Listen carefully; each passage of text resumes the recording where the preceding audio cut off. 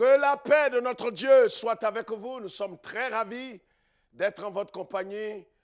Prions ensemble le Seigneur notre Dieu. Dieu, notre Père, nous te bénissons, nous te louons, nous te célébrons. Te disons merci de nous avoir gardés, préservés, guidés.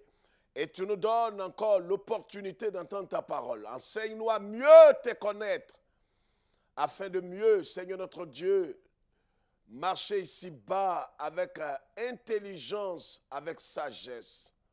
La gloire, le règne, la puissance à toi seul. Parle-nous, Seigneur, que je diminue, que toi seul sois élevé. Au nom de Jésus-Christ, notre Sauveur et Seigneur. Amen. Alléluia. Gloire à Dieu. Notre Seigneur est vivant. Et nous nous tenons là, en son nom et pour son compte, pour partager la parole avec vous. Soyez encouragés tous si vous traversez des moments difficiles, abandonnés des hommes, rejetés, accusés faussement, vous êtes quelque part en prison, abandonnés sur un lit d'hôpital. Ayez les yeux focalisés sur Jésus. Oui, sur Jésus. L'homme peut t'abandonner, mais Dieu ne t'abandonnera jamais. 1 Jean chapitre 4. 1 Jean chapitre 4, le verset 1. Bien-aimés, n'ajoutez pas foi à tout esprit, mais éprouvez les esprits pour savoir s'ils sont de Dieu. Car plusieurs faux prophètes sont venus dans le monde. Reconnaissez à ceux-ci l'Esprit de Dieu, le verset 2. Tout esprit qui confesse Jésus-Christ, venu en chair, est de Dieu. Et tout esprit qui ne confesse pas Jésus n'est pas de Dieu, c'est celui de l'Antéchrist. Donc vous avez appris la venue et qui maintenant est déjà dans le monde. 1 Jean chapitre 4, le verset 1 jusqu'au verset 3 que nous venons de lire. Voici une parole formelle, une parole importante que le Saint-Esprit nous donne par son serviteur esclave de Jésus-Christ. Jean, serviteur de Dieu. Cet homme a marché avec Jésus pendant des années. Il fait partie des derniers serviteurs qui ont été exécutés. Vous savez comment Jean a été déporté sur l'île de Patmos et comment il a été éprouvé, persécuté, mais il a gardé la foi. Et c'est sur cette île qu'il a reçu la révélation, ce qu'on appelait l'Apocalypse. Il dira tout le message que le Seigneur Jésus-Christ lui avait donné pour les 7 églises d'Asie, qui concernent aujourd'hui les 7 églises, caractérisent toutes les églises, toutes les communautés aujourd'hui sur terre. Ce serviteur de Dieu, rempli de l'Esprit de Dieu, rempli de la pensée de Dieu, va dire, n'ajoutez pas foi à tout esprit. N'accordez pas de crédit à tout esprit. Ne vous associez pas à tout esprit. N'ajoutez pas confiance à tout esprit. Malheureusement, aujourd'hui, nous sommes prêts à ajouter foi à tout esprit. Nous sommes prêts à nous associer à tout esprit, à nous soumettre à tout esprit. Parce que cet esprit dit Jésus, parce que cet esprit fait des miracles, parce que cet esprit opère des signes. Alors nous ajoutons foi. N'ajoutez pas foi à tout esprit, mais éprouvez-les par le Saint-Esprit. Sondez-les, examinez toutes choses à la lumière de la parole de Dieu. C'est la parole de Dieu qui fait autorité en matière de foi. Ce n'est pas un document d'église. Ce n'est pas un livre quelconque. Comprenez? Ce n'est pas... même au-delà des statuts et règlements intérieurs des communautés, il faut vérifier tout à la lumière de la parole de Dieu. Est-ce que la doctrine biblique est conforme à la parole de Dieu? La doctrine que nous enseignons est conforme à la parole de Dieu. C'est important de de le savoir, frères et sœurs, messieurs, dames, vous tous qui êtes en contact avec nous. C'est pourquoi le thème que je voudrais partager avec vous est intitulé « Les 4 signes communs aux fossoyeurs de l'Église ». Les 4 signes communs aux fossoyeurs de l'Église. L'apôtre Jean dit ici par le Saint-Esprit, il dit « N'ajoutez pas foi à tout esprit, éprouvez-les pour savoir s'ils sont de Dieu. » C'est dans cet âge que nous sommes. Nous sommes entourés, environnés de faux esprits, de fausses onctions, de l'onction sauvage. Vous comprenez ce que je dis? Nous sommes dans cet âge où il y a toutes sortes de choses sublimes, toutes sortes de choses extraordinaires. Mais d'où viennent ces choses? Quelle est la source de ces choses? Ne soyez pas impressionnés parce que vous voyez des choses instantanées, vous voyez des miracles, vous voyez des choses peut-être qui vous ont ébloui. Mais ne soyez pas émus. Examinez, est-ce que ça vient de Dieu? Avez-vous interrogé le Saint-Esprit à l'intérieur de vous? L'apôtre Paul dit en 2 Corinthiens chapitre 6, ne savez-vous pas que votre corps est le temple du Saint-Esprit et que vous avez été racheté à un grand prix et que vous ne vous appartenez pas. Vous avez été scellés par l'Esprit de Dieu. Le Saint-Esprit habite en vous. Le Saint-Esprit ne vous survole pas seulement. Il habite en vous. C'est ce qui fait de vous un temple de Dieu. C'est pourquoi, voyez, vous n'avez pas besoin constamment et continuellement, comme on veut nous le faire croire, d'avoir un prophète là attaché à notre rein et que nous devons consulter tous les jours, chaque seconde, pour tout ce que nous devons faire. Ce n'est pas biblique, c'est anti-scripturaire. Nous devons avoir, le Saint-Esprit est en nous et le Saint-Esprit doit nous conduire. L'apôtre Paul dit aux Galates, marchez par l'Esprit. Marchez par l'Esprit et vous n'accomplirez pas les désirs de la chair en Galates chapitre 5. C'est important, frères et sœurs. L'apôtre Jean dit, discernez, éprouvez-les, secouez-les, vérifiez-les. Éprouvez-les pour savoir s'ils sont de Dieu, si ces canaux sont de Dieu, si cet homme est de Dieu. Il fait des miracles, d'accord. Il partage beaucoup de vivres aux orphelins, c'est vrai. Il est en train de faire du bien, c'est vrai. Mais est-ce qu'il est de Dieu? Quel est l'esprit qui l'anime? Est-ce que cet esprit provient de Dieu? Est-ce que c'est l'œuvre du Saint-Esprit? C'est dans cet âge. Ne vous laissez pas conduire comme des moutons. Vous êtes des brebis, mais vous n'êtes pas des moutons. Ne vous laissez pas berner. Ne vous laissez pas distraire. L'adage dit, ce n'est pas tout ce qui brille qui est de l'or. Vous comprenez? Nous sommes dans l'âge de la confusion et de l'imitation. L'âge de la traîtrise. L'âge de l'antéchrist. L'âge de la fausse onction. L'âge de l'onction sauvage. Une onction qui fait tout, mais qui n'élève pas Jésus. Vous comprenez? L'âge du New Age, où les gens vont vous prendre des enseignements, des sociétés secrètes. Ils vont mettre le vernis de l'évangile et puis enseigner cela. C'est pourquoi, vous voyez, il y a des sectes évangéliques aujourd'hui, je l'ai dit. Éprouvez les esprits, éprouvez les prophètes, éprouvez les pasteurs, éprouvez l'enseignement, éprouvez la parole de Dieu. Ne vous abreuvez pas toutes sources, même s'ils se font appeler évangéliques, même s'ils se réclament des protestants. Allez plus loin, examinez la doctrine, examinez la parole de Dieu et allez plus loin. Examinez véritablement le fruit que porte cet homme, cette femme ou ce mouvement. Éprouvez-les. 4 choses, vous savez, ces faux soyeurs, ces faux prophètes, ces nouveaux prophètes, ils sont caractérisés par 4 choses principales, selon moi. Vous comprenez? La première chose qui les caractérise, c'est une nouvelle révélation. Une nouvelle révélation. Vous savez, ces hommes viendront toujours avec une nouvelle révélation. Les faux prophètes surtout. Et il y en a plein dans le milieu évangélique. Ils vous diront, c'est vrai, la Bible a dit ça. Mais voyez, Dieu m'a parlé. Menteur. Fils du diable.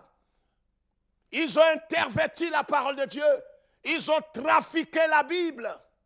Ils disent Dieu a dit ça, mais j'étais en prière aux États-Unis, j'étais en prière en Afrique du Sud, j'étais en prière en Afrique, dans un désert quelque part. Et Dieu m'a dit.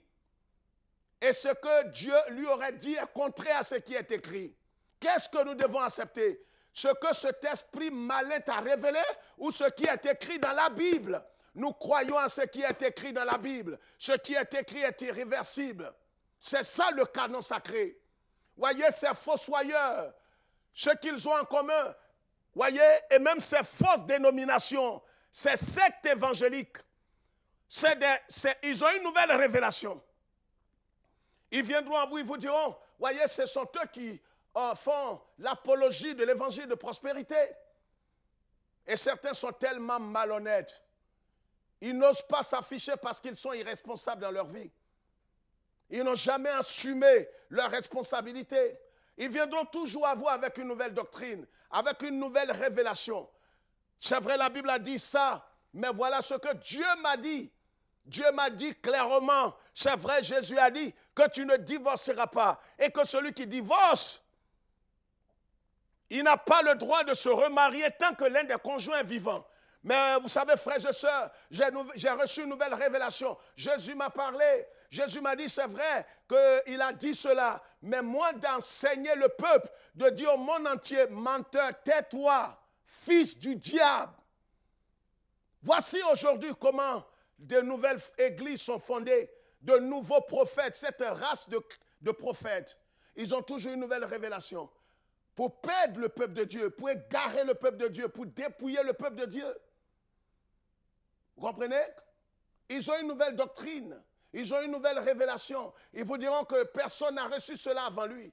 C'est lui qui a la révélation. Et quelle est cette révélation? Cette révélation démontre que c'est leur église. À part leur église, il n'y a pas d'autre église.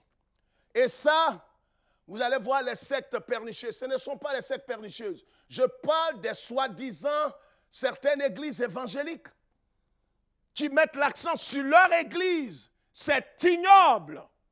J'en connais en Côte d'Ivoire, j'en connais au Gabon, j'en connais en Afrique du Sud, j'en connais en RDC, au Mali, au Ghana, un peu dans toute l'Afrique. Ils mettent l'accent exclusivement sur leur église et le fondateur de leur église. Comme quoi, ils ont reçu une nouvelle révélation et qu'en dehors de leur église, en dehors de leur doctrine, en dehors de leur enseignement, personne ne sera sauvé. Quelle idiotie! Quelle idiotie! Je ne parle pas des sectes pernicieuses. Je parle des gens qui se réclament des évangéliques. Et ils sont nombreux, ces prophètes et ces nouvelles églises. Certains ont égaré plusieurs. Il y a une église bien connue en Afrique qui enseigne que dès que vous êtes convertis, vous n'avez plus besoin de vous repentir. Quelle idiotie! Quelle idiotie! Il y en a en Côte d'Ivoire, il y en a au Cameroun, il y en a au Gabon, en RDC, au Mali, dans toute l'Afrique pratiquement. Et ils drainent du monde. Et ils ne croient aucune autre assemblée que leur assemblée. Il y a des églises comme ça. C'est ignoble. Ils sont aveuglés. J'ai parlé avec quelques-uns du côté de la Côte d'Ivoire que je salue. Ils sont tellement bornés parce que leur prophète leur a dit avant sa mort que nous sommes les seuls détenteurs de la vérité. Mais vous êtes aveuglés. Vous êtes ignobles. Je pèse mes mots, vous êtes ignobles. Et ces gens sont en train, où ils évangélisent, dans les autres églises évangéliques. Ils ne vont pas dehors, mais ils vont pour dénicher leurs chrétiens dans les autres églises. C'est malheureux. Et eux aussi se font appeler évangéliques. Vous comprenez ce que je dis?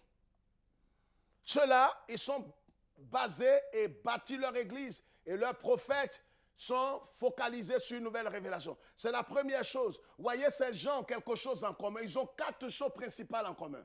Les faux prophètes viendront toujours avec une nouvelle révélation. Oh, Dieu m'a dit que je peux me remarier 3 fois. Dieu m'a dit que j'ai reçu une onction qui me permet d'aller chez les prostituées et de revenir. Dieu m'a dit personnellement, j'ai une alliance avec Dieu. Et quand il dit ces choses, il tremble, il transpire, et comme si c'était vrai, des menteurs. ressaisissez-vous. Frère, ressaisissons-nous. C'est pourquoi il faut s'éloigner de ces loups, ces panthères, ces serpents. C'est des serpents venimeux. Un comme ça est allé aujourd'hui, il a 2 femmes. Il a sa femme légitime et il a une autre femme. Et il ne se cache pas. Et ceux qu'on appelle les pères de l'Église, les pères qui sont des conseillers spirituels, les voient, mais ferment les yeux. Où sont nos pères? Qu'est-ce qu'ils sont devenus? En Afrique, c'est bon de se frapper la poitrine et de montrer le nombre d'années que vous avez et de montrer combien de fois vous avez. Mais voici des bassins sous vos yeux. Qu'est-ce que vous faites? Qu'est-ce que vous faites? Une nouvelle révélation. La deuxième chose qui les caractérise, et c'est pourquoi en 2 Corinthiens chapitre 11, verset 3, la Bible dit quoi? Toutefois, de même que le serpent séduit Ève par sa ruse, je crains que vos pensées ne se corrompent et ne se détournent de la simplicité à l'égard de Christ. Toujours au sujet de la nouvelle révélation. Voyez comment le serpent séduit Ève. Voyez, par la nouvelle révélation, beaucoup de chrétiens nés de nouveau, mal affermis, ont été séduits par ces églises, séduits par ces prophètes, séduits partout. Des gens qui ont des dons maintenant où ils rentrent dans le corps des gens, où ils apparaissent dans le village, où ils s'envolent, ils apparaissent dans telle ville. Quelle nouvelle doctrine? Quelle est cette nouvelle onction? D'où vient cette onction? Quelle est la source de cette onction? Posez-vous la question. Vous croyez que ça vient de Dieu? Ils peuvent justifier cela par la Bible. Mais ça ne vient pas de Dieu. C'est une onction sauvage, une onction démoniaque. Romains chapitre 16, le verset 18. Car de tels hommes ne servent point Christ, notre Seigneur, mais leur propre ventre, et par des paroles douces et flatteuses, ils séduisent les cœurs des simples. Voilà ce que dit le Saint-Esprit. Par leur nouvelle révélation, voyez, ils ne servent pas Christ, ils servent leur ventre. Aujourd'hui, voyez, l'extérieur est soigné, leur église est soignée, rien contre cela. Nous apprécions tout cela, nous faisons cela. Mais au-delà, ils ont des nouvelles révélations. Ils ont des nouvelles révélations. Ils ont fondé leur ministère sur de nouvelles révélations. Voyez, ces prophètes et ces fossoyeurs. C'est pourquoi j'ai dit, les 4 choses qui caractérisent, les 4 choses communes qui caractérisent les fossoyeurs de l'Église. La deuxième chose, l'Église locale est leur bête noire. Voyez, certains d'entre eux, pas tous, mais certains d'entre eux vous diront que n'allez pas dans une église locale. N'allez pas dans une église locale, que Jésus n'a pas créé d'église locale. N'allez pas dans une assemblée. Quand Saint Paul dit, quand l'auteur des Hébreux dit, ne quittez pas votre assemblée. Vous comprenez ce que je dis? Ne quittez pas votre assemblée comme font certains. Mais eux, ils vous diront, n'allez pas dans une assemblée. Or, le Seigneur dit, là où 2 ou 3 sont assemblés en son nom, il est présent. Ils vous décourageront de vous associer à une assemblée, d'être membre d'une église locale. Ils vont vous décourager, ils vont vous empêcher. Il y en a comme ça en France, il y en a un peu partout en Afrique. 1 Timothée chapitre 4, verset 4. Car tout ce que Dieu a créé est bon, et rien ne doit être rejeté pourvu qu'on le prenne avec action de grâce. Mais les hommes méchants et imposteurs avanceront toujours dans le mal, égarant les autres et égarant eux-mêmes. 2 Timothée chapitre 3, verset 13. Ils vont se garer, les imposteurs. Ils vont se garer et ils vont égarer les autres. Pourquoi? Parce qu'ils vont vouloir vous décourager. Ne soyez pas sous l'autorité d'un berger. N'allez pas dans une église locale. Si vous allez dans une église qui porte un nom, c'est le nom des démons. Les Gracis et les autres que vous connaissez très bien. Ils vont vous rebaptiser au nom de leur prophète. Quelle malédiction! C'est une malédiction de baptiser un homme au nom de son prophète. C'est une malédiction. Jésus n'a jamais dit de baptiser quelqu'un au nom d'un prophète. On baptise au nom du Père, du Fils et du Saint-Esprit. Là encore, ces fossoyeurs vous diront non, si vous avez été baptisé au nom du Père et du Fils, c'est un problème. Baptisez-les au nom de Jésus. Et après, Jésus lui-même ne pouvait pas dire tout simplement baptisez-les à mon nom. Soyez intelligents et soyez simples. Nous faisons à la lettre ce qu'il a dit. Voyez, ils vous décourageront de vous attacher à une assemblée locale. Ils vont vous décourager. Ils vont vous montrer l'état de tous les pasteurs. N'allez pas dans une église. Oh, tout. C'est très important de comprendre. C'est le deuxième point. La troisième chose, c'est l'argent. Voyez, ils sont tous focalisés sur l'argent. Je parle de 4 choses communes aux fossoyeurs de l'église, aux imposteurs de la fin des temps. La première chose, c'est une nouvelle révélation. Ils vont vous dire quelque chose. Nous avons reçu un comme ça il y a à peine 2 ans, qui était venu de l'Afrique du Sud. Et qui est venu, il dit, il a des nouvelles révélations, il attend. À la fin, on a su que c'est un menteur, un impudique, un adultère. Il est couché dans un hôtel et ils sont avec les femmes, ils sont avec les femmes, ils sont avec les femmes. À la fin, certains ont voulu mettre la main sur lui pour le jeter en prison, il a fui. Cet imposteur, ce vendu, ce fils du diable. Nouvelle révélation. Et c'est ce qui, aujourd'hui, fait courir plusieurs dans l'église. La deuxième chose, c'est qu'ils vont vous décourager de vous joindre à une assemblée. La troisième chose, c'est l'argent. 2 Pierre chapitre 2, le verset 3. Par cupidité, ils trafiqueront de vous au moyen des paroles trompeuses, eux que mena depuis longtemps la condamnation et dont la ruine ne sommeille pas. L'argent n'est pas mauvais en soi, mais ils vont tout focaliser sur l'argent et le matériel. Ils vont, vous voyez, c'est ceux-là, les initiateurs, et qui font l'apologie de la doctrine de l'évangile de prospérité. Ils mettent tout sur l'argent. Vous serez riches, venez dans notre église, venez voir le prophète menteur, vendu, maudit. Vous serez riches, venez voir l'archevêque, venez voir le prophète, le voyant, le clairvoyant. Il n'est plus à présenter, il vend des balais, il vend des cailloux, il vend le morceau de sa veste. À la fin, excusez-moi, j'ai comme l'impression que certains sont en train de perdre un peu l'esprit, perdre la raison. Quelqu'un qui vend sa veste, il coupe sa veste, il vous donne, il vous dépose ça dans un seau, mettez de l'eau et lavez-vous avec. C'est quoi tout ça? Il vous vend des cailloux, je parle des évangéliques en Afrique. Ils vendent des pierres, des balais pour balayer les démons. Vous êtes devenus fous à la fin. Alors quand on dit ces choses, ce que vous avez, c'est chercher à me tuer. Mais examinez l'écriture, où vous avez trouvé les balais, les cailloux et toutes ces choses pour lapider le diable. Vous n'êtes pas en train de perdre quelque chose là? Et tout ça, c'est l'argent qui est en dessous. Vous voyez, ils sont focalisés sur l'évangile social. Venez, vous n'aurez plus de problème. Vous n'aurez plus, nous sommes le terminus des souffrances. Ils sont focalisés sur l'argent, focalisés sur les biens matériels. Ils ne vous prêcheront pas la repentance. Ils vous prêcheront, venez, vous allez être riches. Venez, vous allez posséder. Venez, vous allez régner. Venez, vous ne serez plus jamais pauvres avec nous. Parce que Dieu nous a donné un mandat pour vous rendre riches. Dès que vous entendez ça, éloignez-vous d'eux. Oh, il peut paraître bien. Il peut même accuser les autres. Mais eux-mêmes sont des traîtres. Ils sont des prédicateurs de l'évangile de prospérité. 1 Corinthiens chapitre 9, verset 14. De même aussi, le Seigneur a ordonné à ceux qui annoncent l'évangile de vivre de l'évangile. Ils ont abusé de ce verset. Vous comprenez? Il faut faire très attention. Ils ne mettent tout que sur l'argent. Le troisième point, tout sur l'argent. Oh, venez déposer une offrande au pied de l'apôtre. Je dois voyager bientôt. Tous ceux qui veulent réussir, tous ceux qui veulent percer dans la vie, tous ceux qui veulent, venez déposer une offrande rapidement au pied de l'apôtre. Idolâtriser l'homme. À la fin, vous les voyez comme des dieux, des seigneurs. On ne peut pas les toucher. Et c'est l'argent qui est en dessous. Vous voyez, ils sont caractérisés par tout ce qui est cupidité, matérialisme. Et parce que c'est des opportunistes. Ils sont venus pour s'enrichir. Ils ont fait croire aux gens que quand vous venez à Jésus, c'est fini, vous n'aurez plus jamais de difficultés. Vous allez réussir, vous allez avoir l'argent. Vous ne pouvez pas ne pas avoir l'argent.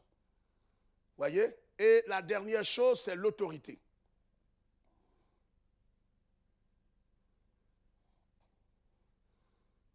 L'autorité. L'autoritarisme. Pas l'autorité en tant que telle, mais l'autoritarisme. Ils se sont investis d'une autorité qu'ils n'ont pas reçue. Vous comprenez ce que j'ai dit? Ils se proclament ce qu'ils ne sont pas. C'est là que partent les titres. Vous voyez? La première chose, c'est qu'ils disent avoir détenu une nouvelle révélation. Avec des nouvelles manières de faire, des actions prophétiques bidons, impudiques. Certains vont jusqu'à accoucher sur les femmes. Je ne vous raconte pas des idioties, je sais de quoi je parle. Certains, du côté de l'Afrique de l'Ouest, que nous sommes allés rencontrer personnellement, ils avaient l'intimité des femmes. Vous comprenez? Et les femmes avaient des enfants. Voilà ce qui va vous choquer. Il lavait l'intimité des femmes. Il les lavait avec de l'huile d'olive. Il est mort comme un chien dans sa maison. Vous comprenez? Je l'ai connu, j'ai été le voir. Pas pour le consulter, s'il vous plaît, mais pour aller voir ses œuvres. Alors quand on dit des choses ici, certains pensent qu'on raconte notre vie. Non, je sais de quoi je parle. Je ne peux pas me tenir ici sur la chair pour raconter ma vie. Comprenez? Ils se sont investis, ils s'arrogent des titres. Je suis la matriarche des prophètes. Je suis bishop, je suis archevêque. Les 5 titres que Jésus a donnés, ça ne leur suffit plus. Quand il appelle quelqu'un pasteur, il dit, je ne suis pas pasteur, je suis un archevêque. Je suis cardinal, je suis le pape des évangéliques. Comprenez? Je suis vendu. Ils ont tous les titres. Au point où certaines brebis doivent se prosterner. Je suis allé voir une dame. Les brebis se prosternent quand elles passent. Oh, Jésus, aide-nous. Et ça, c'est une prophétesse. Vous allez voir ça aussi du côté de la Côte d'Ivoire. Elles sont pleines comme ça. Pleines, ces prophétesses, ces impudiques. La plupart couchent avec le mari des autres, de leur brebis. La plupart d'entre elles, ces prophétesses-là, impudiques, Jézabel, avec des nouvelles révélations, qui ne se soumettent même pas à leur propre mari, la plupart d'entre elles, rebelles, têtues, iniques, infidèles. Je dis la plupart d'entre elles. Parce que nous avons des informations précises et j'en connais plusieurs. L'autoritarisme, c'est ce qui les caractérise. Ils croient détenir un pouvoir qu'aucun chrétien, aucun pasteur. C'est eux seuls qui peuvent chasser cet esprit. Or, Jésus a dit, voici les signes qui accompagnent ceux qui auront cru. Bien-aimés, voici les 4 choses. Si vous voyez ces 4 choses se formaliser dans la vie d'un homme, fuyez-le comme vous fuyez la peste. Fuyez-le comme vous fuyez la guerre. Fuyez-le. Si vous devez aller en exil, allez en exil. Fuyez-le. Si vous voyez quelqu'un qui vient avec une nouvelle révélation dans votre église, le pasteur dit que ce que je suis en train de vous dire, personne sur la terre n'a reçu ça. Commencez à sortir. Fuyez-le. Même si vous avez oublié votre portefeuille, laissez. Si vous retournez, il va vous tuer. Ne fuyez-le. Si quelqu'un vient avec une nouvelle doctrine qui n'est pas écrite, quelque chose qu'il prétend avoir reçu de Dieu, mais il dit non, c'est Jésus qui lui a dit ça ces dernières années. Ne l'écoutez pas. C'est un blasphémateur. C'est un antéchrist. La deuxième chose, ils vont attaquer l'église locale. Ils vont vous décourager de rester dans votre assemblée. Ils vont vous dénicher. Ils cherchent à pêcher ces gens-là. Ils cherchent à prendre les gens dans les autres communautés au lieu d'aller évangéliser. La troisième chose, c'est l'argent. Tout est focalisé sur le bien matériel. Comment ils vont faire pour bâtir leur empire, pour être riches? Ils prétendent rendre les gens riches. Ils ont l'onction et le mandat de rendre les gens riches. C'est des voleurs. La plupart, ce que vous ne savez pas, c'est qu'ils ont des gens qui vendent de la drogue pour eux. Très souvent. Et on a ce témoignage en Occident. Et même c'est arrivé en Afrique. Mais ils vont vous faire croire que c'est la prospérité. Or, très souvent, certains ont des affaires louches. Et la quatrième chose, c'est l'autoritarisme. Ils s'arrogent un titre que Jésus ne leur a pas conféré. Quand vous voyez ces choses, éloignez-vous. Que Dieu vous bénisse et que le Seigneur vous fortifie. Voici ces 4 signes communs aux fossoyeurs de l'Église. Nouvelle révélation, ils vous décourageront d'aller dans une assemblée. Ou si vous êtes dans votre assemblée, ils vont vous dénicher parce qu'eux, ils n'évangélisent que dans les églises évangéliques pour dénicher les gens, pour les envoyer dans leur église parce que leur église serait la porte du ciel.